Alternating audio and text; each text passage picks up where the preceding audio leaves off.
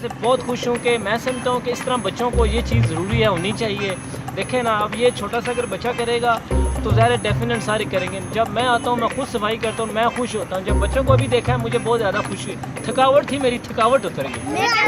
मैं कहता हूँ जो बन्ना ने ऐड किए वो तो अच्छा है, इसलिए ये हमको क्लीन करना चाहिए, हमारा अपनी रिस्पॉन्सिबिलिटी है चीज़ों को क्लीन करने के लिए। और ये हमारी हैबिट है, शुड योर हैबिट कि हम सुबह उठकर मॉर्निंग में क्लीन करें। जैसे जापान में जो है स्कूल में जो बच्चे आते हैं वो क्लीन करते हैं स्कूल को, पहले वो खुद क्लीन करते हैं स्कूल को। तो ऐसी हैबिट डालनी चाहिए और पाकिस्तान को भी क्लीन होना चाहिए, free from pollution, free from dirtiness. और ये बन्ना जो है इनिशिएटिव कर रहा है, ये बहुत अच्छा कर रहा है।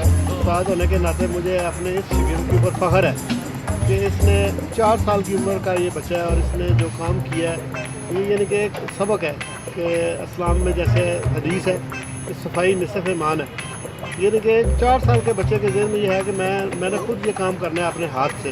इसको देख के तो सबको इस चीज़ के ऊपर अमल करना चाहिए और अपने घर की, अपने क्लब की, अपने एरिया की, स्कूल की, कॉलेज की, हर जगह गली मोहल्ले की कहते हैं कि इस चीज़ में हिस्सा लेना चाहिए, अपने हाथ से सफाई करनी चाहिए। तो आपने आगे फिर मैंने झाड़ू उठाया, मैंने भी किया, हेल्प किया, मैंने भी जगह साफ़ किया।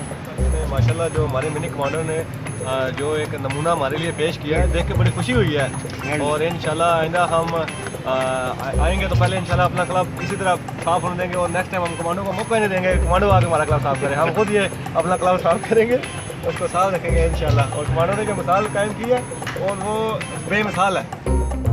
Thank you commando, thank you. Neat and clean Pakistan, clean Pakistan, clean Pakistan, clean Pakistan, clean Pakistan.